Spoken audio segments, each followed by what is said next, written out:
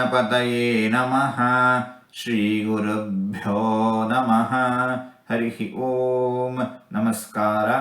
ಓಂ ಜ್ವಾಲಾಯ ನಮಃ. ಭಗವಂತ ತೇಜೋರೂಪನಾಗಿದ್ದಾನೆ. ಅಗ್ನಿಯಲ್ಲಿ ವಿಶೇಷವಾಗಿ ಸನ್ನಿಹಿತನಾಗಿರುತ್ತಾನೆ ಭಗವಂತ. ಭಗವಂತ ನರಸಿಂಹ ಅವತಾರವನ್ನು ತಾಳಿದ್ದಾನೆ. ದುಷ್ಟರಿಗೆ ಭಗವಂತ ಭಯಂಕರನಾಗಿ ಕಂಡುಬರುತ್ತಾನೆ. ಶಿಷ್ಟರಿಗೆ ಭಗವಂತ ಅಭಯಪ್ರದನಾಗಿ ಕಂಡುಬರುತ್ತಾನೆ.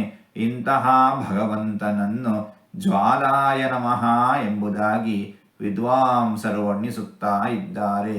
ಹೀಗೆ 4 ತೊದಲು ಮಾತುಗಳನ್ನು ಆಡಿದ್ದೇನೆ. ಇದರಲ್ಲಿ ಏನಾದರೂ ತಪ್ಪುಗಳು ಇದ್ದರೆ ಆ ತಪ್ಪುಗಳನ್ನು ಬಿಟ್ಟು ಒಳ್ಳೆಯದು ಅಂತ ಏನಾದರೂ ಇದ್ದರೆ ಆ ಒಳ್ಳೆಯದನ್ನು ಮಾತ್ರ ಸ್ವೀಕರಿಸಬೇಕು ಅಂತ ಹೇಳಿ ಪ್ರಾರ್ಥನೆ. ಈ ನುಡಿಗಳನ್ನೆಲ್ಲ ಆಡಿಸಿದ ಭಗವಂತನಿಗೆ ಸರ್ವವೂ ಸಮರ್ಪಿತ. ಸರ್ವಂ ಶ್ರೀಕೃಷ್ಣಾರ್ಪಣಮಸ್ತು.